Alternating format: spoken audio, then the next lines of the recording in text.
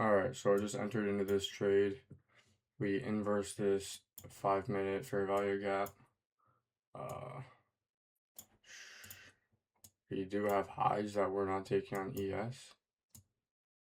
I don't think. Let's find out. We do have highs. It's a good trade. I like this. NQ is also the more bullish. But yeah, my mic wasn't working, so I apologize.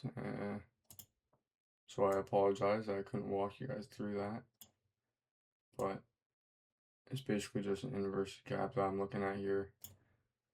This is a 1 to 2.5. I might even just target something less here. 1 to 1 wouldn't even, I don't mind a 1 to 1 either.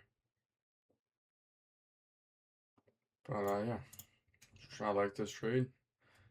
And this would also be taking out liquidity of this recent high.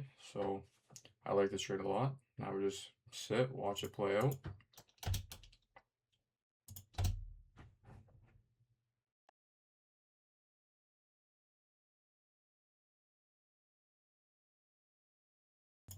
And just like that, we got stopped out. Oh, wait, we didn't get stopped. I thought we did. Yeah, I lowered it to a 1 to 1.5 because that's what I used to trade when I was doing well. Been getting way too greedy, going for the big numbers. I need to remember that that's a full 2 weeks of work. So I need to be okay with just that. And yeah, and we got stopped out anyway. Nothing I can really do. Price action shit. It's a whole no news week. And Q is doing a bunch of bullshit. And yeah, I don't know. That's my trade for the day.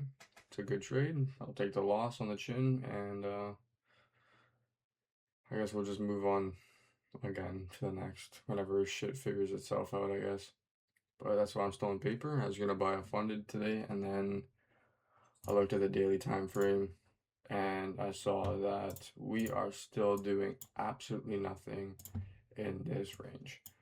So we need to break out of this for me to even consider buying a funded right now, because this shit is just disgusting. But yeah, that's a good trade in my books. That checked off all the things I like to see there.